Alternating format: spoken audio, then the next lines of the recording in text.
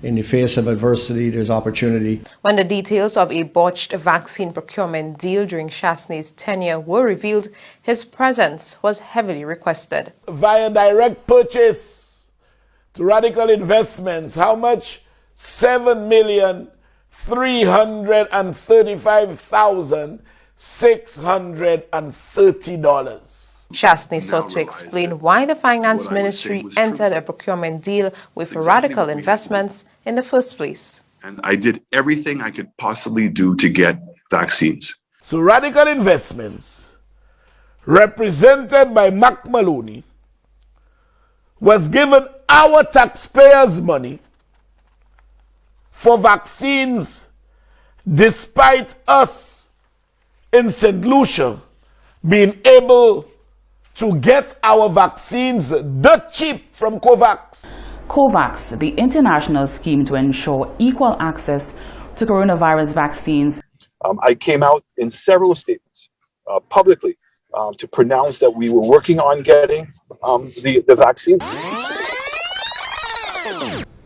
In terms of the vaccine, I have some good news to report. The government was proactive in seeking vaccine options and became a member of COVAX. We've received official confirmation from the Pan American Health Organization, PAHO, of the allocation of 74,000 doses of the AstraZeneca COVID-19 vaccine ahead of schedule. There's a lot of opportunities coming out of the pandemic. The RadicaL Investments, they had never, ever before sought, procured, supplied, or had anything to do with supplying drugs, far less that kind of drug that needed a special kind of preservation.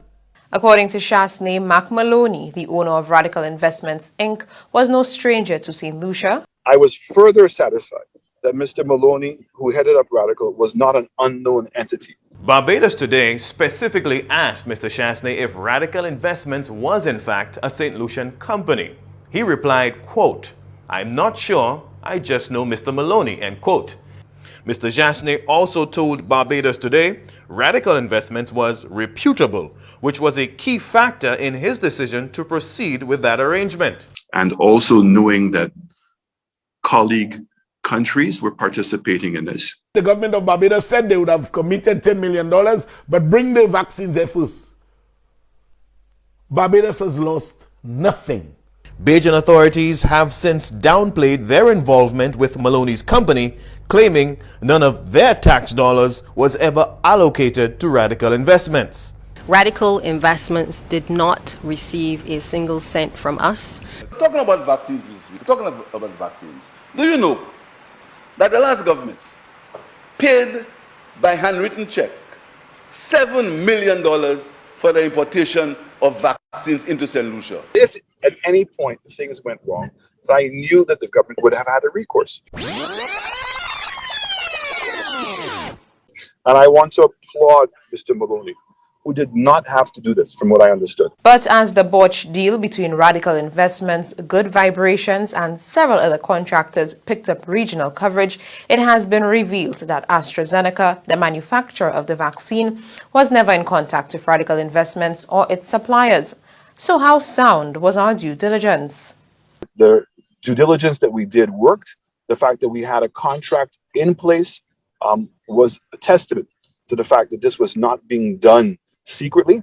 Why would a minister of finance take $7.3 million of taxpayers' money by the stroke of a pen, give it to a first company, which never dealt with that at all, to take it to bring to another company, and that other company will source it from another company? The former finance minister added that there was the utmost confidence in this deal working out.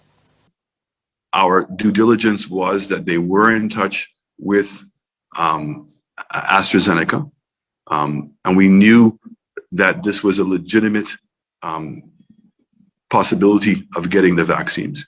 Maloney authorized a U.S. $10.2 million payment to U.S. company Good Vibrations for vaccines. But according to court documents, Good Vibrations supposedly came into legal existence 5 weeks after receiving partial payment from Mark Maloney. Good Vibrations supposedly came into legal existence 5 weeks after receiving partial payment from Mark Maloney.